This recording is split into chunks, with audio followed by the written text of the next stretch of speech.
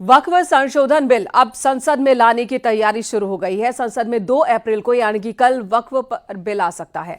कल संसदीय कार्य मंत्री किरेन रिजिजू ने प्रेस कॉन्फ्रेंस कर कहा कि संसद में मौजूदा सत्र में ही वक्फ बिल लाया जाएगा।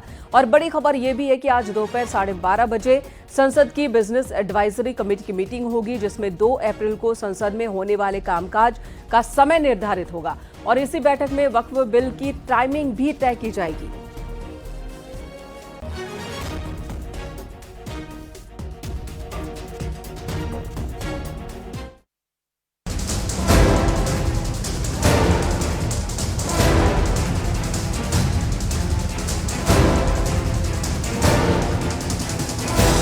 वक्फ संशोधन बिल संसद में 2 अप्रैल को पेश हो सकता है। मोदी सरकार 2 अप्रैल को संसद में बिल पेश कर सकती है।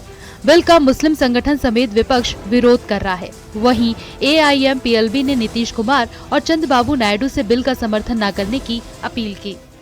नीतीश कुमार जी और चंद्रबाबू नायडू जी से खासकर अपील की है कि आपको एक सेकुलर चेहरा समझा जाता है और आपको मुसलमान भी बड़ी तादाद में वोट देते हैं।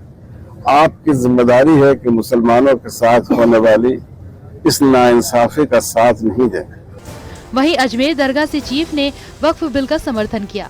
उन्होंने कहा कि वक्फ बिल में संशोधन समय की मांग है कि वक्फ में अमेंडमेंट की जरूरत है। देखिए, वक्फ का मतलब ये कतई ये नहीं है कि लोग ये कह रहे हैं कि मस्जिदें छीन जाएंगी, खानकाएं छीन जाएंगी, कब्रिस्तान छीन जाएंगी। ये कहना गलत है। हो सकता है कुछ सेक्शन से उनको प्रॉब्लम हो, ये ऐसे मत हो। ये डेमोक्रेसी का पार्ट है और सरकार को कोई जल्दबाजी नहीं है। सरकार ने बहुत तसल्ली से इस बिल को लाई थी। सरकार ने बाकायदा JPC में ये बिल दिया। JPC ने बहुत पेशेंटली सबको सुना है और उसके बाद में अब ये बिल पेश करने जाएंगे।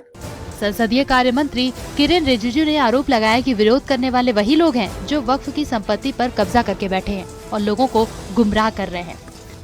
ये वक्फ का विरोध करने वाला कौन लोग है?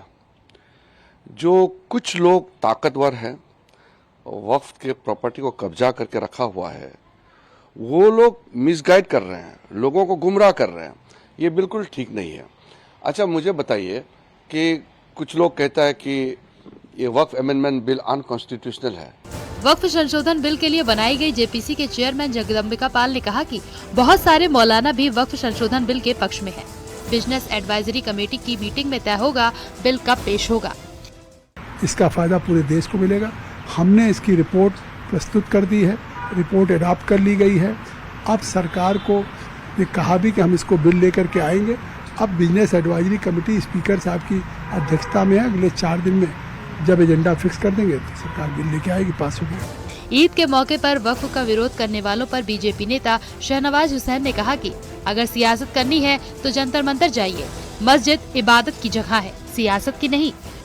इबादत में सियासत की गुंजाइश नहीं है। अगर आपको सियासत करना है तो जाओ जंतर मंतर। मस्जिद में आगे काला पट्टी बांधना ये इबादत नहीं है, ये सियासत है, क्योंकि गुमराह कर रहे हो सरकार के खिलाफ। वक्फ संशोधन बिल संसद के पिछले सत्र में लोकसभा में पेश किया गया था। विपक्षी सदस्यों के भारी हंगामे के चलते बिल को JPC के पास भेज दिया गया। वक्फ बिल को लेकर BJP सांसद जगदम्बिका पाल की अगुवाई में JPC गठित की गई थी। अब इसे संशोधन के साथ 2 अप्रैल को सदन में फिर से पेश किया जा सकता है। न्यूज़ 18 के लिए ब्यूरो रिपोर्ट।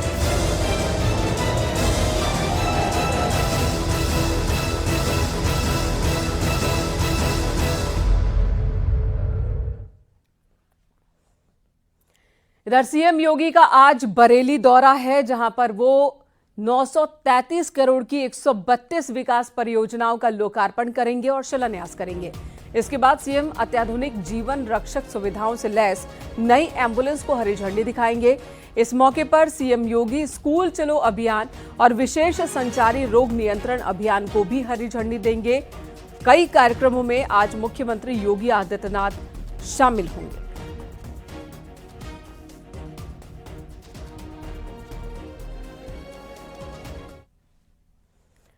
औरंगजेब विवाद पर RSS नेता भैयाजी जोशी का बड़ा बयान आया। उन्होंने कहा कि औरंगजेब का मुद्दा बेवजह उठाया गया।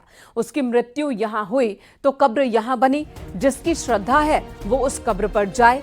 भैयाजी जोशी ने कहा कि हमारे आदर्श छत्रपति शिवाजी महाराज हैं। देखिए, औरंगजेब का अनावश्यक विषय उठाया गया है। एक है, अब उसकी मृत्यु यहाँ हुई तो कब्र यहाँ बनी हुई है। बनी हुई है, कुछ श्रद्धा है, वो जाएंगे। हमने तो छत्रपति शिवाजी महाराज का जो नमूना आदर्श है, उन्होंने अफजल खान की भी वहां पर कब्र बनवाई थी, तो वो तो है भारत की ये उदारता की सर्वसमावेशिता का प्रतीक है। वो कब्र रहे, जिसको जाना है वो जाए।